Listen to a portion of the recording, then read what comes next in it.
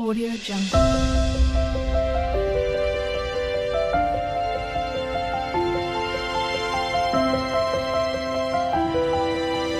Audio Jungle. Bunty और जादू की घंटी। एक बार की बात है, एक छोटा सा लड़का था जिसका नाम था बंटी। बंटी को नए नए रोमांच करने का बहुत शौक था।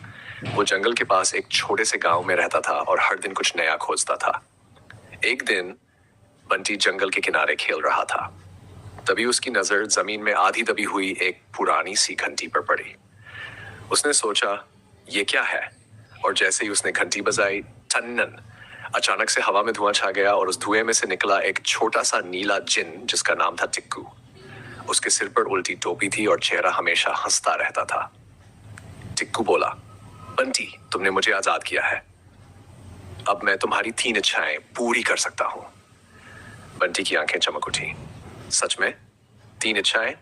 तो सबसे पहले मैं क्या मांगू? उसने थोड़ा सोचा और बोला, टिक्कू, मुझे एक उड़ने वाली साइकिल चाहिए, पंखों के साथ।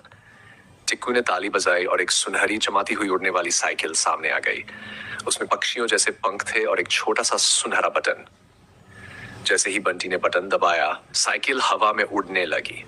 बंटी ऊपर से सब कुछ देख रहा था, जंगल, नदी, गांव, सब कुछ छोटा छोटा लग रहा था। लेकिन तभी बंटी ने देखा कि कुछ बंदर बहुत उदास बैठे हैं। एक बड़ा सा पेड़ सूख गया था। बंटी नीचे उतरा और उनसे पूछा, क्या हुआ?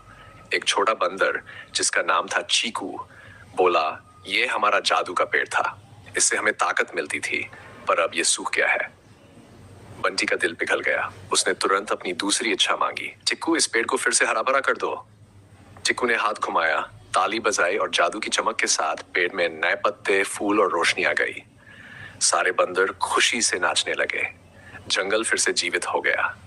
अब बंटी के पास बची थी आखिरी इच्छा और उसका पेट गुड़गुड़ा रहा था। उसे बहुत जोर की भूख लगी थी।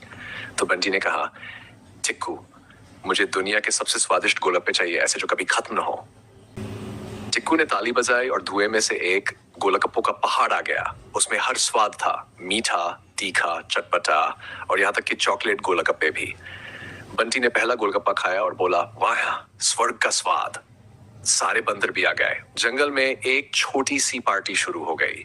नाच, गाना और गोलगप्पों की बरसात। लेकिन अब समय था टिक्कू के जाने का। उसने बंटी से कहा, तुमने अपनी इच्छाएं सिर्फ अपने लिए नहीं बल्कि दूसरों के लिए भी मांगी। तुम सच में एक हीरो हो, बंटी। और एक चमक के साथ टिक्कू अपनी दुनिया में लौट गया। बंटी ने अपनी उड़ने वाली साइकिल चलाई, जंगल की ओर एक बार देखा, मुस्कुराया और रोमांच की तलाश में उड़ गया। समाप्त, या शायद एक नई कहानी की शुरुआत। अगर तुम्हें मजा आया तो अगली बार सुनाऊंगा। बंटी और रहस्यमयी किताब की कहानी। तैयार रहना।